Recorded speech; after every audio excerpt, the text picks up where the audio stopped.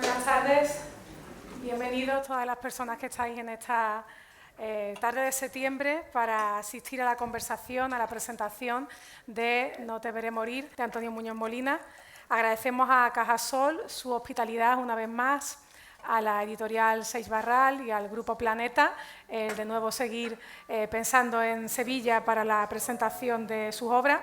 Gracias a los numerosísimos asistentes que están aquí hoy con nosotros y también a los que han querido asistir a esta presentación y, bueno, pues se ha llenado todo, como habrán visto, y no han podido entrar. Así que les pedimos disculpas, el aforo es el que es. Esta conversación se está emitiendo en directo en el canal de YouTube de Cajasol y se quedará también grabada ahí en ese medio. Buenas tardes, Antonio. Hola. Bienvenido a Sevilla. Muchas gracias. Has venido últimamente bastante por nuestra ciudad. Estuviste en la inauguración del Hispalit, en la Feria del Libro de Tomares, hace unos meses en el Instituto Antonio Machado. Estuve en un instituto estupendo, en el Antonio Machado, y esa fue mi última visita, ¿no? Y creo que fue casi la más feliz de todas. Sí, las visitas a los institutos, ¿verdad?, que para los autores aparecen mucho al principio de la carrera y que después con carreras consolidadas siguen siendo visitas muy queridas. Hombre, porque es la emoción de ver el efecto de la instrucción pública, ¿no? Es decir, de ver que las carreras de las personas y las biografías de las personas se determinan muchas veces ahí, ¿no? Esta mañana justo esta mañana, una amiga que está aquí, de la editorial La Bella, que me hablaba de su pareja, que es un matemático y que es de una familia modesta, muy modesta, y que en el instituto encontró un profesor de matemáticas que le hizo descubrir su vocación y que eso le ha determinado su vida, ¿no? Entonces es una cosa muy seria, ¿no? En medio de tanta tontería, hay cosas que son sagradas, ¿no? Hasta, yo creo, ¿no?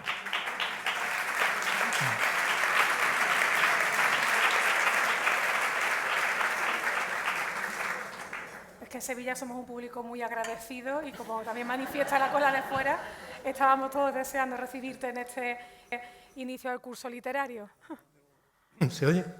Debo decirte otra cosa, que agradezco que nos hayan puesto una botella de agua del grifo y no botellas de plástico, ¿sabes? Porque...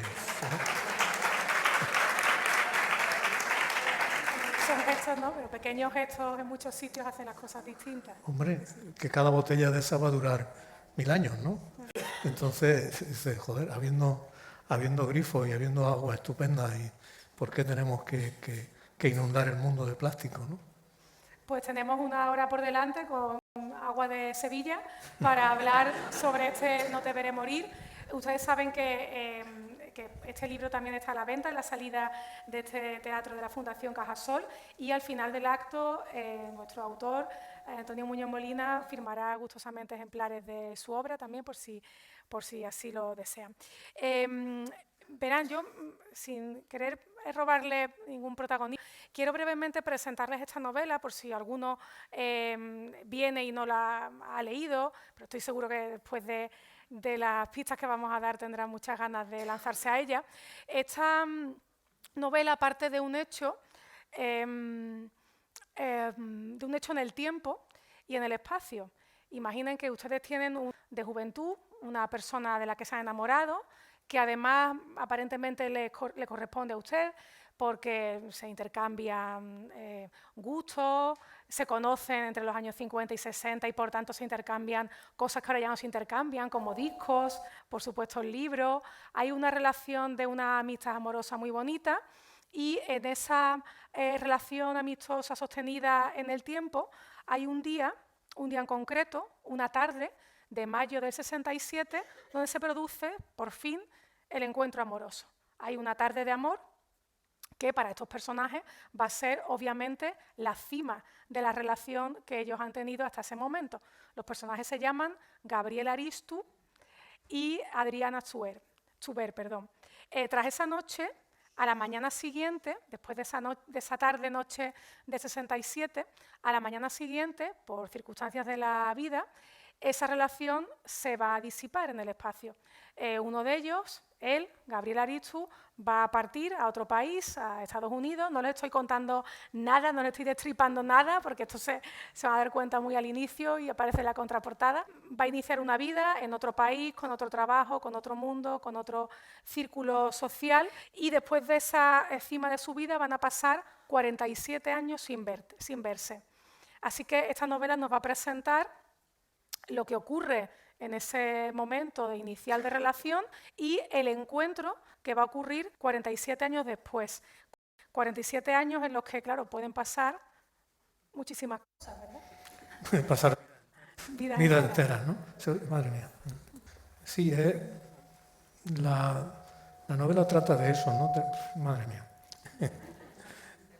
Desde que existe el verbo microfonar, todo... La novela intenta ser un retrato de algo que muchas personas fantasean en la vida, que es de ese encuentro en el que hay en dos personas que han estado mucho tiempo sin verse, alejadas, amantes o amigos o lo que sea, ¿no? Que al cabo de mucho tiempo se produce un encuentro, ¿no? Al cabo de toda la vida. Entonces tiene ahí la posibilidad de una conversación prodigiosa, ¿no? Porque ha pasado mucho tiempo y ya se puede decir todo. No hay nada que perder, ¿no? ni prácticamente que ganar. Solo hay ese deseo o esa necesidad de recuperar, no ya el tiempo, porque eso no se puede recuperar, pero recuperar la presencia del otro, ¿no? Recuperar la cercanía y contrastar los recuerdos, ¿no? Y eso provoca, claro, en quien lo va a hacer, le provoca como una tensión, sobre todo en el momento de la aproximación, ¿no? Tú estás llegando a ese sitio, ¿no? Está llegando, y en este caso el hombre, ¿no? Está llegando después de tanto tiempo y es los últimos momentos antes de llegar y llamar a la puerta y mirando la ventana, ¿no? Entonces, eso como situación para un novelista es muy llamativo, ¿no? Es una cosa muy estimulante. ¿Cómo es eso? ¿Qué se está sintiendo en ese momento? ¿Cómo, de qué manera se mezclan el pasado y el presente? ¿Cómo es la otra persona? ¿No? Porque al fin y al cabo, la mayor parte de la vida no se han visto, ¿no? La vida, el tiempo que estuvieron juntos fue muy poco y el tiempo de la separación es muchísimo. Entonces, ¿qué pasa ahí? Eso es como un experimento químico, ¿no? Y hay que observarlo, hay que imaginarlo, ¿no? Y en esos años, además, se mantiene cierta ilusión por el reencuentro o la pregunta, el enigma de qué le estará pasando a la otra persona.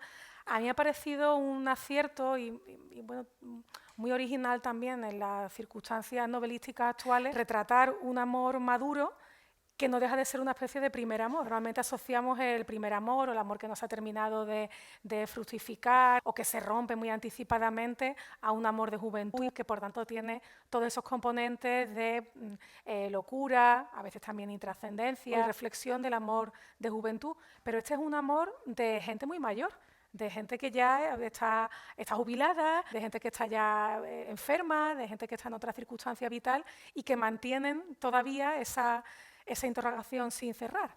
Bueno, es como la infancia, o como hay personas que dejan muy rápidamente atrás. Hay gente que se nos queda atrás y hay partes de la vida que se quedan atrás y no pasa nada, ¿no? Y se olvidan, y hay otras partes de la vida que no se quedan atrás. Es decir, igual que hay gente que ha roto toda conexión con su infancia, por ejemplo, ¿no? Que no, hay personas a las que tú ves que son mayores o muy mayores y ves en ellos el niño que fueron, o la niña, lo ves, ¿no? En su manera de sonreír o de estar en el mundo. Y en este caso, esas personas tan mayores tienen dentro de sí todo lo que han sido.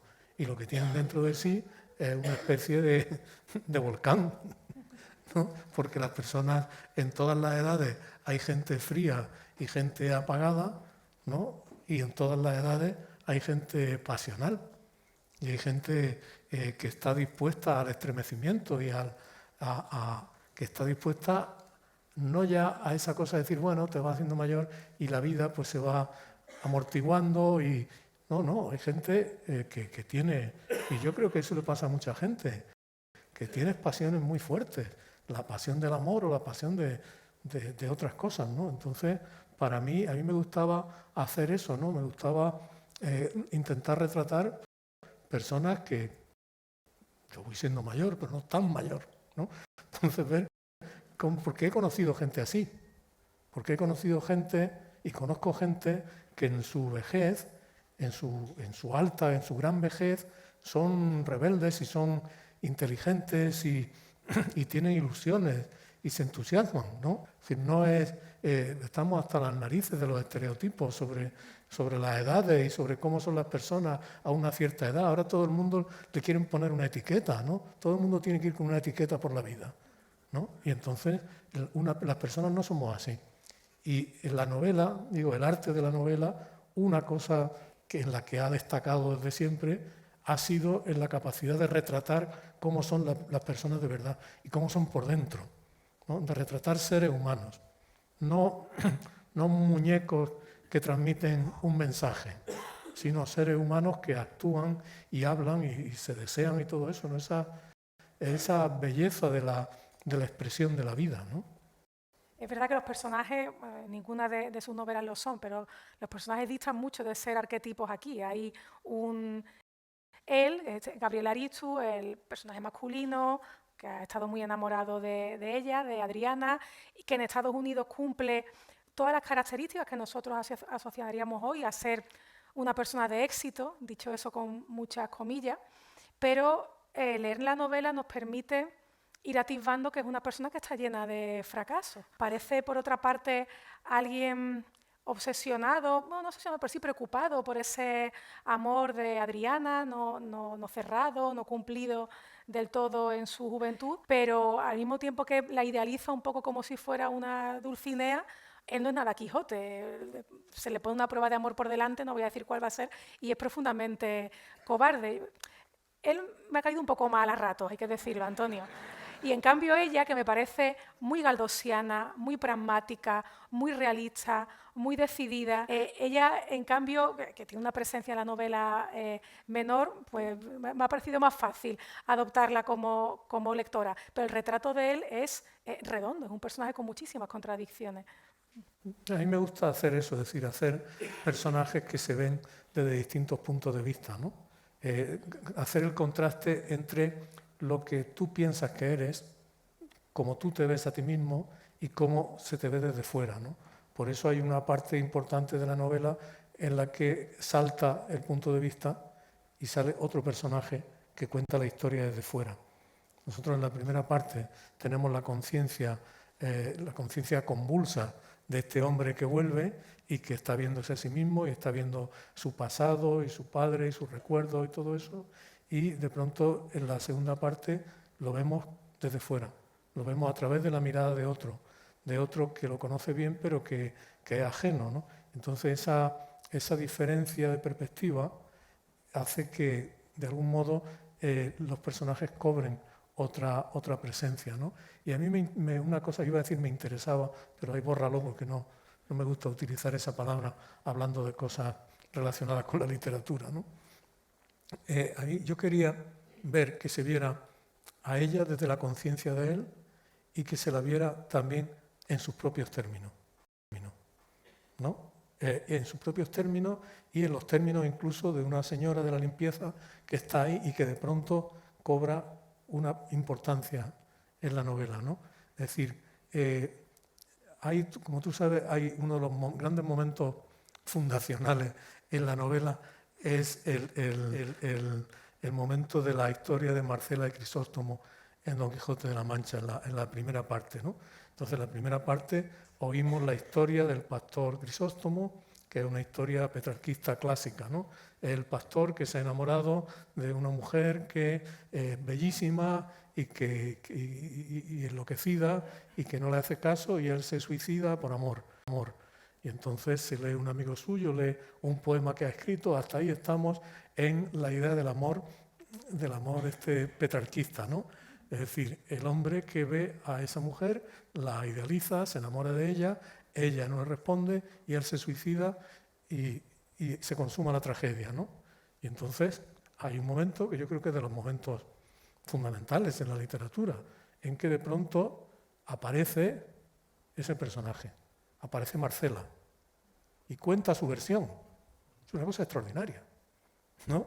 Es decir, la ella de varios siglos de poemas, ella bella y callada y ausente, de pronto sale al escenario y dice, y ahora voy a contar yo mi punto de vista, ¿no?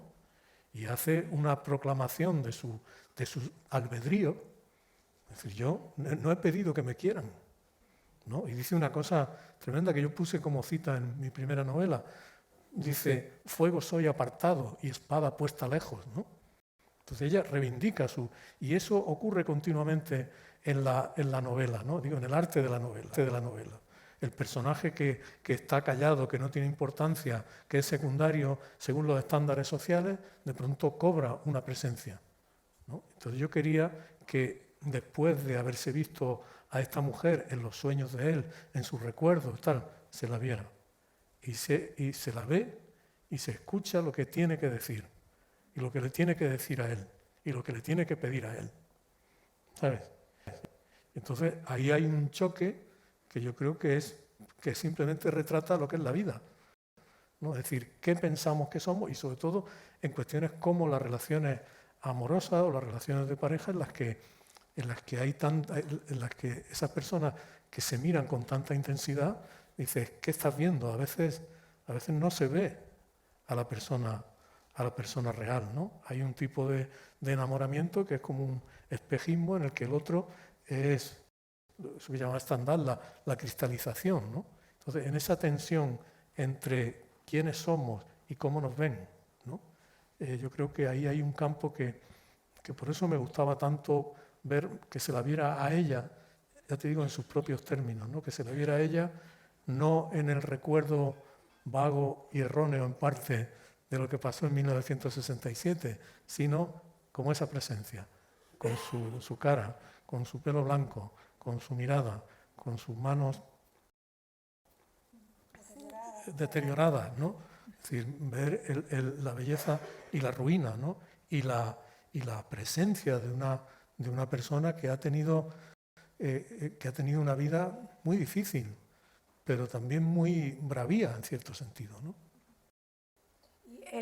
Ella, frente a ellos, es un personaje que sueña poco, porque ellos de la novela, que no son solo Gabriel Aristu, también vamos a asistir a la aparición de un profesor universitario, que tiene mucha importancia en la narración dentro del punto de vista que se introduce en una de las partes de la novela.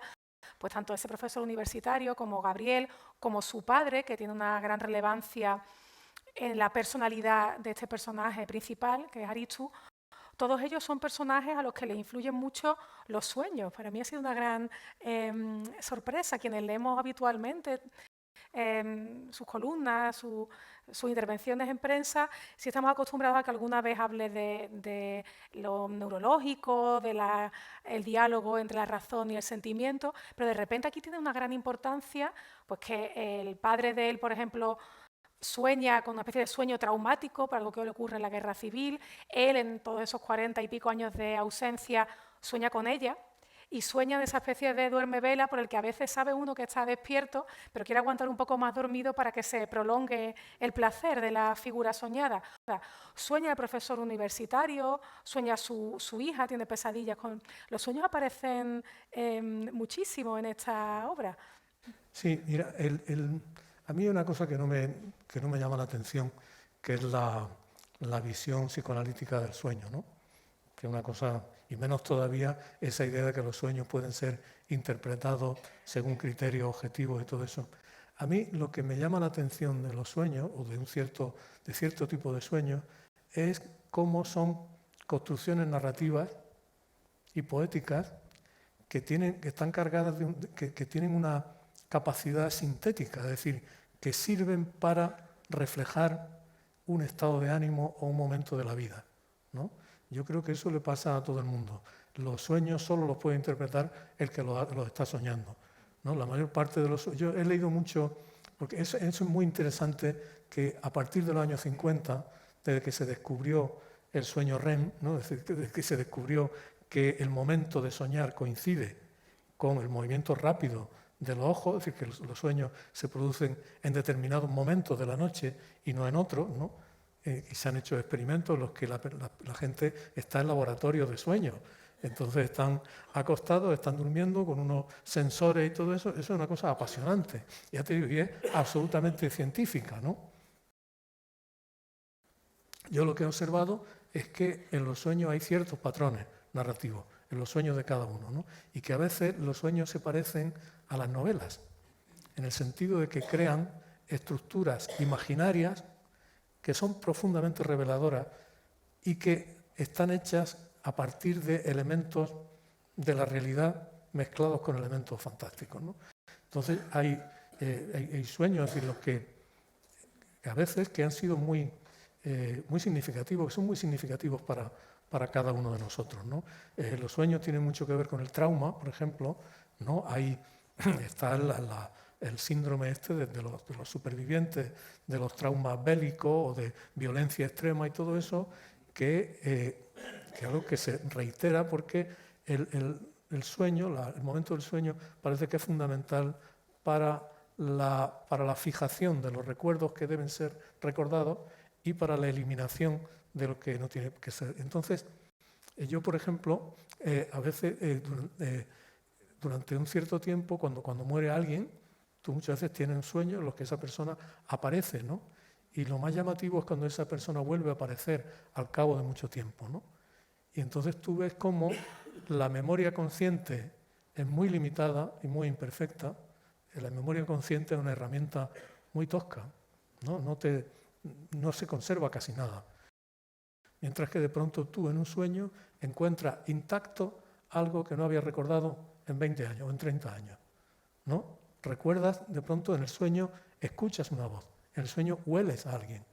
Yo hace poco soñé con mi abuelo materno, al que yo quería mucho y que murió hace muchos años, ¿no? Y entonces yo soñé que le ponía la mano en la espalda, como cuando era niño, y mi abuelo estábamos en el campo y se había quitado la camiseta y todo eso, ¿no? Y yo le ponía la mano en la espalda. Y le puse, en mi sueño, estaba esa mano en la espalda. Eso habría sido imposible recordarlo, ¿no? Eso es muy valioso para mí. Creo que es muy significativo de cómo es nuestra salud mental, de cómo funciona la mente humana, ¿no? Y creo también que una novela es como una especie de sueño controlado. ¿Por qué? Porque en una novela tú tomas una serie de elementos de la realidad que se organizan por su cuenta en un relato autónomo. Una novela no es la transcripción de algo que tú has vivido. Una novela es una construcción autónoma a partir de este pequeño detalle y este otro, este nombre, este recuerdo, esta sensación, todo eso, y además es un proceso en parte inconsciente. Yo no creo que las novelas se puedan construir a conciencia, ¿no? No creo que las novelas que tú puedas decidir escribir una novela, ¿no? La novela tiene que llegar, tiene que haber un elemento de fatalidad casi, ¿sabes? Tiene que ser un arrebato. De sentarse y darse una sorpresa con lo que los personajes de repente ese día se han lanzado a decir o a hacer. Y ver cómo van saliendo las cosas. Por eso es un poco parecido al trance poético, ¿no? Es decir, es que en la literatura clásica se suponía que el poeta estaba siendo poseído, ¿no? El chamán, la figura del chamán. Yo creo que hay algo así. Y yo soy profundamente racionalista, pero también creo que hay un lugar de lo que en la conciencia hay muchas cosas que no son racionales. Eso no quiere decir que sean telepáticas ni cosas de estas. Eso quiere decir que la mente humana, una gran parte de su funcionamiento es inconsciente y no está controlado por la voluntad. Otro de los temas de la novela, porque salen muchos vectores de ella y se podrían hablar de muchas líneas de discurso, de argumento a partir de ella, pero uno de los temas para mí muy llamativos ha sido todo el retrato de un tiempo y de un país que también ha cambiado, porque ellos dos han envejecido, pero el país en el que se han conocido, el país al que uno de ellos se ha trasladado, que es Estados Unidos, ha cambiado también.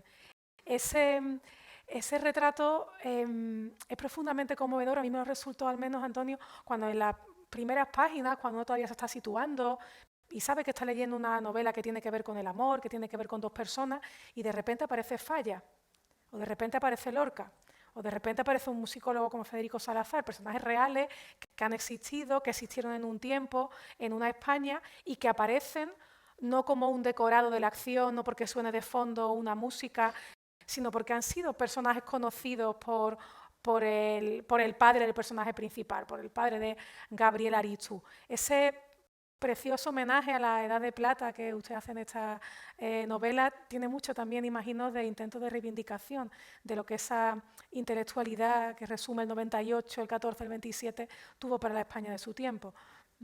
Sí, mucho. Tiene la reivindicación sobre todo en mía, quiero decir que eso forma parte de mi mente, de lo que es mi conciencia cívica o cultural o como quiera llamarlo, ¿no? Es decir, la conciencia permanente de un tiempo de la cultura y de la sociedad española en muchos ámbitos que estuvo lleno de promesas y de posibilidades y que quedó arrasado brutalmente, ¿no? Eso es algo que en muchas cosas que yo he escrito, en ficción y en no ficción, está muy presente, ¿no? Es decir, aquello que pudo ser y no llegó a ser del todo, ¿no? Entonces, el personajes como Falla o como Lorca, como Adolfo Salazar o Pau Casals, ¿no? Todos ellos tienen eso en común, ¿no? Forman parte de esa España anterior a lo que podríamos llamar la visión en blanco y negro de la realidad española. A mí siempre me ha gustado crear o imaginar personajes ambivalentes, es decir, personajes que no están del todo en una cosa ni en otra, que no son del todo una, porque muy pocas personas son del todo algo, ¿no? Prácticamente nadie. Ahora todo el mundo es A o B. Ya. En la realidad, la vida real no eso funciona. no existe. Es decir, nos podemos empeñar en ser de acuerdo con un manual de instrucciones, se voy a hacer esto, ¿no? Y es como cuando encuentran los paleontólogos, encuentran una falange de un dedo en un estrato, ¿no? Saben esa falange y dicen, pues esto era un varón, Australopithecus, que mediría 1,40, que subía a los árboles, que no sé qué, ¿no? A partir de esa falange sacas todo. Tú ahora en España o en cualquier sitio casi, ¿no? A partir de un pequeño dato, por ejemplo, va a misa, construyes toda una narración, ¿no? Puedes reconstruir el personaje entero, ¿no? O no le gustan los carriles bici, pongamos por caso, ¿no? O cosas así, ¿no? Las vacunas, tiene dudas sobre las vacunas. Esos pequeños detalles, a partir de uno de esos detalles, construye un personaje, ¿no? Que es un estereotipo, porque nadie es así. Entonces, a mí me gusta el padre del protagonista de esta novela, es un hombre que ha conocido todo ese mundo, que ha tenido una presencia lateral en ese mundo, porque ha sido crítico musical antes de la guerra, ha estado en Inglaterra, ha estado en el estreno en Madrid de La consagración de la primavera, ha conocido personalmente a Stravinsky, pero es un señor que es un señor conservador, distraídamente conservador, ¿no? De familia monárquica, no sé qué. Entonces, eso que en su vida ha sido secundario, de pronto llega el gran terremoto y lo convierte en un perseguido y en alguien que está a punto de ser asesinado, ¿no? Y eso determina su vida, ¿no? Porque eso le deja un trauma que va a marcar, porque hay una cosa que es que este hombre, ya te digo, en principio, si tú lo ves en los términos de la simplicidad contemporánea, ¿no? Dice monárquico, crítico de música de ABC, no sé qué, un vencedor, ¿no? Resulta que un hombre que era monárquico, era crítico de música de ABC, pero era una persona estupenda. Y además un inocente. Y un inocente que sobrevive malamente a la guerra porque vive ese trauma que le provoca esas pesadillas constantes, ¿no? Y cuando triunfan los que se supone que son los suyos, dicen, pero esto es un horror, ¿no? Está espantado, ¿no? Porque además su mundo, el mundo que él ha conocido, se ha derrumbado, ¿no? Entonces, y eso tiene que ver con figuras como la de Falla, ¿no? Que es un personaje que yo creo que no somos conscientes de lo importante que es Falla. Es de los pocos españoles universales que hay. junto con Lorca y Ramón y Cajal, ¿sabes?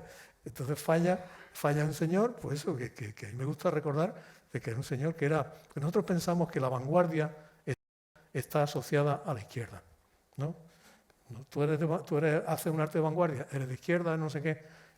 Manuel de Falla era un señor católico, era súper católico.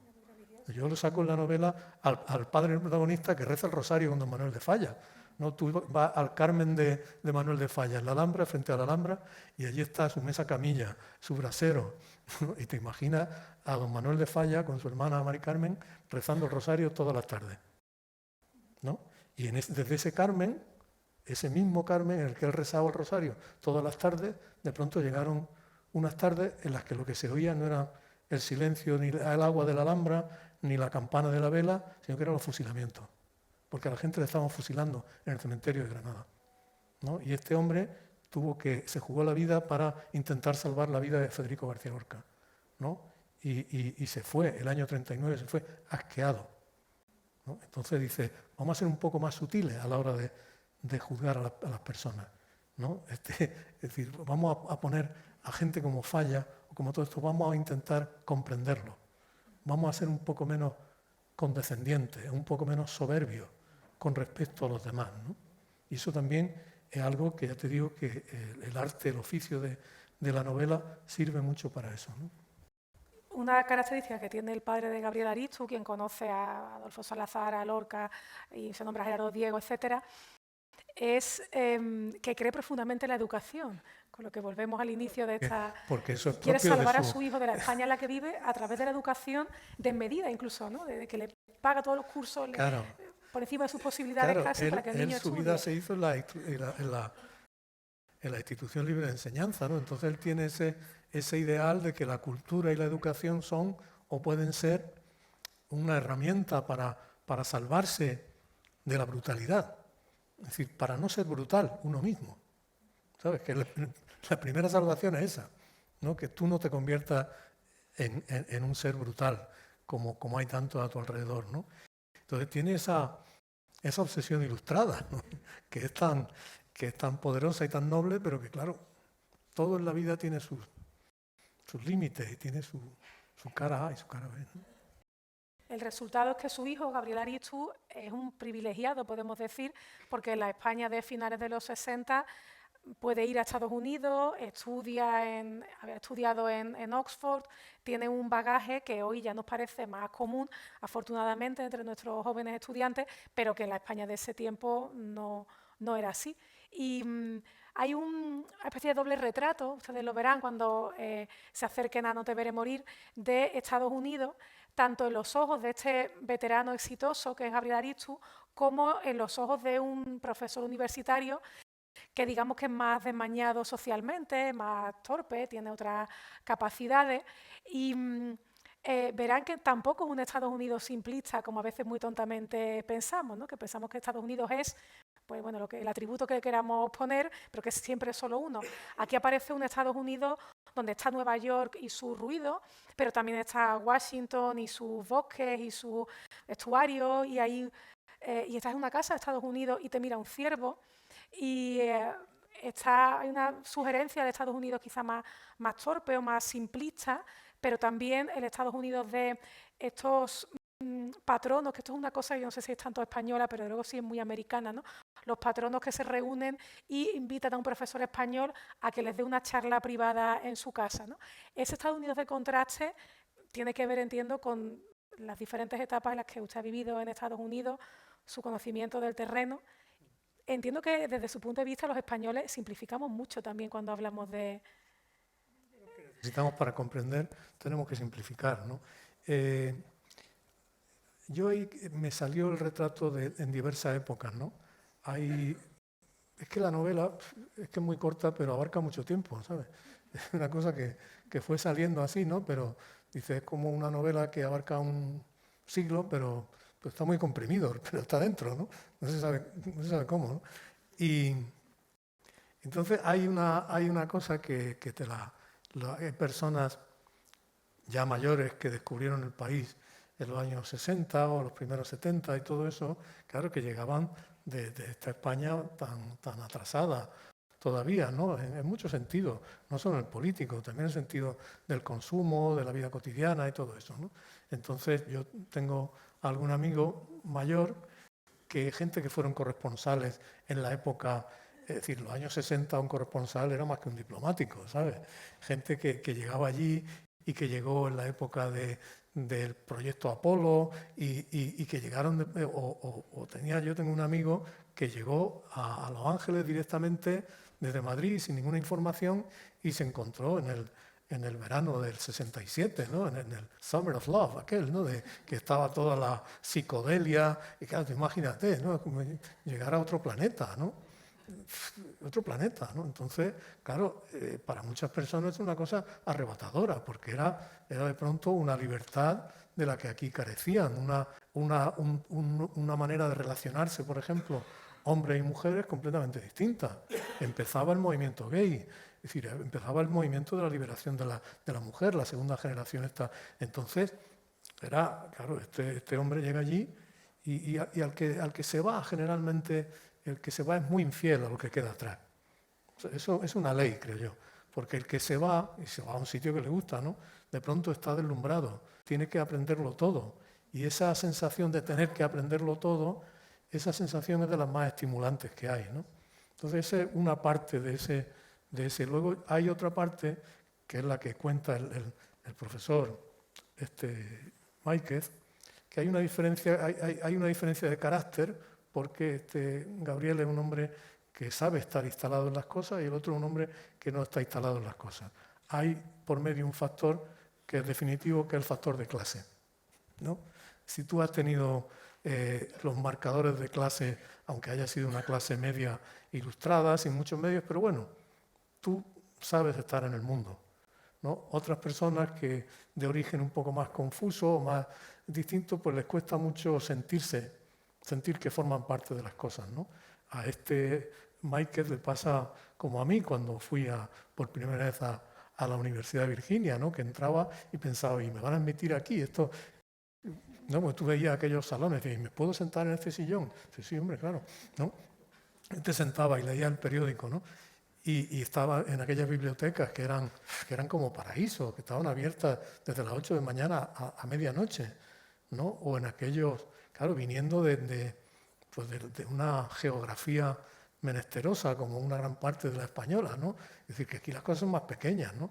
Y de pronto salir eso y estar en tu apartamento y mirar por la ventana y hay un bosque enorme, ¿no? Y para ir a trabajar tienes que atravesar un sendero. Entonces esa fuerza de la naturaleza, ¿no? Los ríos, por ejemplo, la amplitud de los ríos, la escala de las cosas, en esa época se notaba mucho más, ¿no? Y luego había otra cosa que me gusta subrayar, y es que antes, cuando te ibas. No es como ahora no te vas nunca. Tú puedes estar, la gente está en Tailandia y te está mandando un WhatsApp, ¿no? Fíjate, cuando yo estaba en Virginia en el año 93, la única conexión que tenía era el teléfono o las cartas en sobre. Que tardaban en llegar una semana. Tardaban en llegar una semana y luego el teléfono era caro y todo eso, ¿no? Y entonces yo iba a Washington, a lo mejor, iba al despacho de un amigo que era corresponsal y leía periódicos españoles de la semana esa, porque no había ninguna noticia ni nada. Es decir, tu país había desaparecido, tu pasado desaparecía de una manera radical. Eso crea una distancia muy grande, ¿sabes? Y realmente te hace estar más plenamente en el sitio al que has llegado, porque no tienes los lazos. Los lazos, claro, están, tus recuerdos, tu familia, lo que sea, pero estás allí y no puedes estar en otro sitio. Y esa lejanía pues también tiene su atractivo, ¿no? Y esa lejanía también, para mí que soy filóloga, y aquí ya sé que hay muchos profesores de secundaria que son también filólogos, deja una huella en la novela en todo un conjunto de reflexiones lingüísticas. Porque claro, el personaje se va y se pone desmedidamente a hablar inglés y termina pensando en inglés y soñando en inglés y de repente se da cuenta pues, que si vuelve a coincidir con un español, dice alguna expresión que ya no es de ese español que él aprendió y que utilizó en Madrid hasta los años 60, o su interlocutor, que acaba de venir de España, lo retrata como alguien que tiene de vez en cuando esas expresiones que suenan ya a otro tiempo, ¿no? Me costó la friolera de no sé cuántas mil pesetas. Bueno, esto es español, pero esto ya no es tanto mi español. Esas reflexiones lingüísticas, que no es la primera novela que aparecen, estamos muy habituados a que una parte del retrato de los personajes que usted hace en otras de sus obras tenga que ver con el perfil lingüístico. Pero aquí el extrañamiento lingüístico es importantísimo, para bien y para mal. También hay un canto de amor al inglés que es muy bonito y es muy emocionante. Eso es muy... claro, la lengua es una cosa tan íntima, ¿no? Y entonces cuando tú ves cómo la gente, la relación, cómo cambian las relaciones con la lengua de origen según te vas integrando en la lengua nueva, ¿no? La lengua nueva la ves igual que ves la realidad nueva, la ves de una manera muy, muy amplia, con mucho detalle, ¿no? Sobre todo por algo que a mí me llama mucho la atención, que es las expresiones, los giros, lo que llaman los idioms, todo eso, ¿no? Es decir, la poesía dispersa en la lengua, ¿no? Poesía de la que no te das cuenta por cuando la estás usando a diario, ¿no? Pero eso en la otra lengua es muy interesante de ver, ¿no? Al cambiar de idioma, eso también tiene una ventaja que es como que te alivia un poco de ti mismo, ¿no? Es decir, el sumergirte en otro idioma, cuando tú estás hablando en otro idioma con naturalidad, estás haciendo un pequeño desplazamiento, no eres exactamente la misma persona, ¿no? Y luego están las relaciones distintas que establece por razones idiomáticas, ¿no? Es decir, por ejemplo, la familia, de pronto, la familia bilingüe, eso es interesantísimo, ¿no? El padre o la madre español y la otra persona americana, cómo hablan con los hijos, qué idioma hablan, es decir, cómo el idioma, el español se convierte generalmente en un idioma doméstico, ¿no? Porque el idioma, claro, dominante es el inglés, ¿no? Y luego el modo también en que te relacionas tu español de España al contacto con otras variantes del español también te hace muy consciente de esa peculiaridad. Te hace muy consciente de que hablas una variante minoritaria hasta cierto punto, ¿no? Y no especialmente, no sé cómo decirlo, no especialmente flexible, ¿no?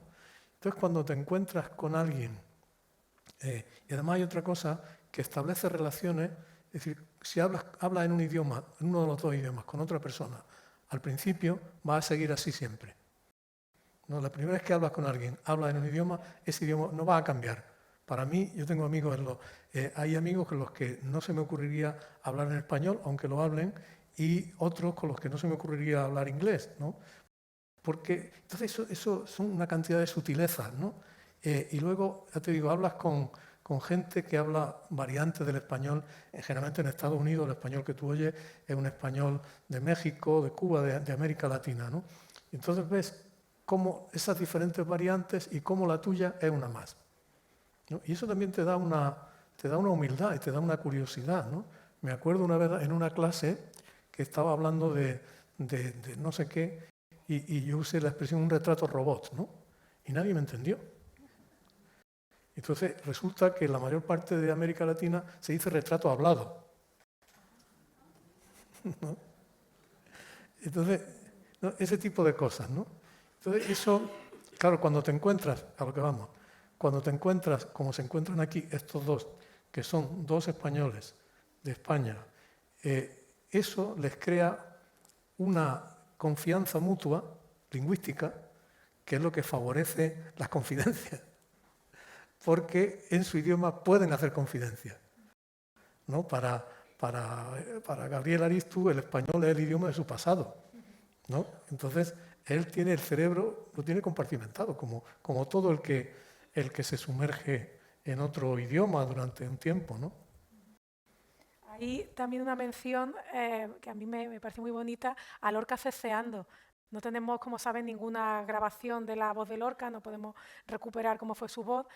Creo que ayer o esta mañana se ha comunicado la noticia de que ha muerto la última persona que conoció viva Lorca, que es Tica Fernández Montesinos, que lo conocería de niña, y ese recuerdo de la voz de Lorca pues se nos ha perdido para siempre, pero la novela aparece retratado como un Lorca que cecea, como se ceceaba más bien en la Vega de Granada.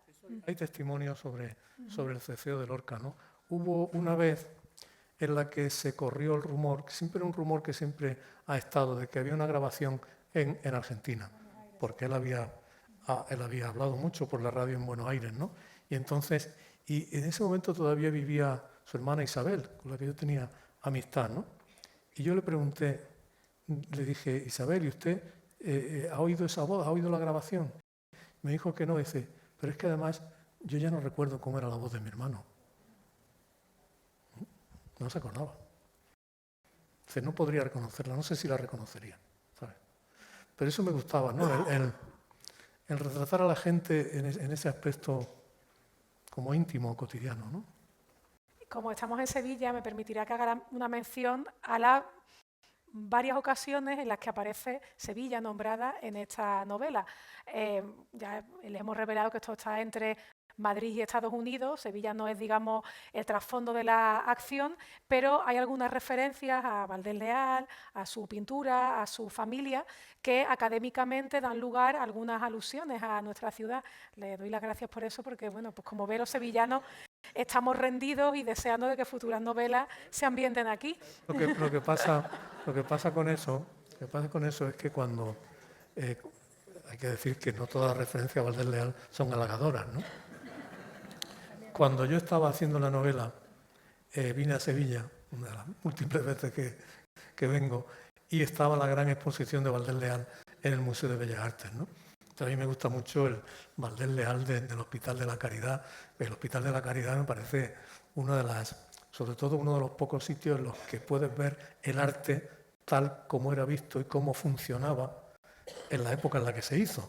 Es decir, no en las paredes de un museo, sino en una iglesia con un programa iconográfico relacionado con la naturaleza del lugar, con la caridad y todo eso, ¿no? Entonces, lo de Valdés Leal es que ahora tú ves esos dos grandes cuadros, ¿no? Y son extraordinarios. Pues luego Valdés Leal, que supongo que tendría un taller muy activo, ¿no? Es decir, había mucha gente trabajando ahí. Hay cosas, yo cuando empiezan los santos con los ojos perdidos en el cielo y esa especie de betún, ¿no? De betún del martirio y todo eso me produce cierto espanto, ¿sabes? Y entonces, como estaba haciendo la novela en ese momento, pues entró en la novela, ¿sabes? Porque me parecía bien crear, hasta cierto punto humorístico, ¿no? Es decir, crear un profesor, tú de eso sabes más, ¿no? Un filólogo, un especialista, no filólogo, sino especialista en historia del arte, que consagra su vida a un pintor que le parece detestable, ¿no? O al que ha acabado tomándole manía, ¿no? El segundo es bastante normal, que uno termine odiando el objeto de estudio. Lo que leí una vez, eso lo pensé la primera vez, una biografía de Lovecraft, ¿no? Que se veía como el biógrafo, según avanzaba, lo iba tomando más manía, ¿no? Y ya al final hasta le reprochaba no haber aprendido a escribir a máquina, ¿no? Entonces, me gustaba hacer eso, ¿no? Este profesor que tiene que dedicar su vida, luego encuentra ahí una salida, ¿no? Con una discípula, porque además Valdés Leal, su escuela tuvo mucha difusión en la América colonial, ¿no? En el siglo XVIII fue muy importante su escuela en toda América, ¿no? Entonces me gustaba hacer eso y ver cómo el hombre dice, bueno, aquí he encontrado una discípula que es un poco indígena y todo eso, y eso me permite un poco colocarme académicamente, ¿no? Porque si me dedico solo a un varón español del siglo XVII... No va a ser bendecido por el canon. ¿Aristu le debe también algo a Sevilla? Sí, pues curiosamente, yo cuando estaba escribiendo la novela acababa de escribir un libro, un prólogo para un libro de Javier Aristu, que su familia me hizo llegar, ¿no? Y era un libro que es una belleza, ¿no? Un libro muy bueno sobre la imagen de Andalucía y todo eso, un libro muy importante, ¿no? Además sobre temas que a mí siempre me han llamado mucho la atención, ¿no? Es decir, la creación de la leyenda andaluza, luego la fabricación de lo andaluz oficial a través de la Junta de Andalucía, ¿no? Esta especie de nación sucedáneo de naciones, digamos, identitarias, ¿no? Con todos sus detalles, su padre de la patria, su no sé qué, su batalla, toda la parafernalia esta, ¿no? Entonces era una reflexión ilustrada muy... Y los nombres, una cosa, poner el nombre a los personajes es muy importante, ¿no? Por ejemplo, ella, el apellido de ella, Zuber, se lo tomé a una amiga mía que es alemana, que fue corresponsal de Der Spiegel mucho tiempo en Madrid, y se llama Helene Zuber. Y yo le decía, me gusta tu apellido para un personaje, ¿no? Porque es una cosa de oído, ¿no? Tienes que sentir que al personaje le corresponde ese apellido, de manera irracional, ¿sabes? Y eso, poner nombre a los personajes, acuérdate que Don Quijote lo primero que hace es las vueltas que le da a los nombres, ¿no? Entonces ese me gustaba y me tomé el apellido y se lo puse a este personaje. Bueno, mostrada la sevillanía de esta novela, ha hablado Antonio de cosas que suenan bien. No podemos terminar sin hacer alusión a la música. Esta efectivamente es una novela, es una pieza en prosa, pero tiene una estructura que se parece mucho a la música que aparece nombrada en ella. El personaje melómano de familia tiene una, no sé si decir vocación, afición, pero un desempeño que pudo haber sido profesional hacia la música, y las diferentes piezas con las que está armada, esto dicho así queda como muy mecánico y las novelas no funcionan así, pero esta novela está hecha de varias partes y se parece mucho a esas composiciones que están hechas de varias partes, pero que tienen un solo título, cuyas partes se relacionan entre sí. En cada una de esas partes van a haber diferentes puntos de vista, diferentes temporalidades. Muy llamativa es la primera parte, claro, que es una especie de plano, secuencia continua, una sola frase hilada de una manera perfecta, ¿no? Para que no canse al lector y al mismo tiempo atrape. Aquí hay muchísima música y no solo es por los musicólogos que frecuentaba el padre de Gabriel. Bueno, el primer impulso, claro, es la música que este hombre ha escuchado, ¿no? Y de pronto en el proceso ese como de ocurrencia, según se iba construyendo la historia, no, claro, si Raciel toca el cello y toca Bach, evidentemente eso te lleva a Pau Casals, ¿no? que es otra parte, ¿no? Otra parte de esa España peregrina, ¿no? Y es bonito, para mí era imaginar cuando me inventé, pues me lo inventé así, sobre la marcha, ¿no? Cuando me inventé que este hombre iba con su padre de niño en un tren atravesando España y cruzaba a Francia para ir a la Cataluña francesa, ¿no? Y encontrarse allí con Casals, ¿no? Con Casals, que está en su masía, y como se le ve en las fotos, ¿no? Que son fotos muy, muy conmovedoras, porque ve ese hombretón con su traje y su corbata y sus alpargatas de payés, ¿no? Y tocando el cello allí, como, es decir, una cosa, como una figura casi escultórica, ¿no? Eso, cuando se me ocurrió, porque eso me lo inventé sobre la marcha, ¿no? Eso me gustó mucho que se me ocurriera, ¿no? Entonces cuando tú escuchas esa suite, ¿no? Hay una secuencia incesante, pero de la que de vez en cuando hay un silencio, ¿no? Y empieza otro movimiento, ¿no? Entonces, eso es lo que, no a propósito, sino de algún modo fue saliendo, ¿no? Y luego hay una cosa, a mí me gustan las novelas que son como composiciones, que tienen como esas composiciones musicales que tienen 4 movimientos o 3 movimientos, y cada movimiento tiene su propio carácter, su propio ritmo, tiene andante, adagio, allegro, ¿no? Cada movimiento tiene su carácter específico. Y eso, hacerlo así con un cuarteto de cuerda, ¿no? Eso es muy atractivo de hacer, y yo creo que de leer, ¿no? Porque tú estás escuchando un primer movimiento muy rítmico, por ejemplo, ¿no? Y de pronto el segundo es un adagio y es muy lento. Y luego de pronto termina ese movimiento y viene un scherzo, ¿no? Y después viene un finale. Y cada uno, siendo muy distintos entre sí, forman una unidad, ¿no? Entonces eso me gustaba ir pensándolo mientras lo hacía. Te digo, insisto, no de manera consciente ni deliberada, sino que lo iba pidiendo la historia, ¿no? La historia iba pidiendo lo que viniera después, ¿no? La historia tiene una música, hemos hablado un poco de ella, unos lugares, unos personajes. Permítanme leerles la primera frase con lo que se van a encontrar. Estamos aquí 1 hora y media. La primera frase entrecomillada es: si estoy aquí y estoy viéndote y hablando contigo, esto ha de ser un sueño. Muchas gracias, Antonio. Para muchos de los que estamos aquí, viéndole, hablando con usted, esto ha sido un sueño gracias de sus lectores sevillanos. Muchas gracias a todos.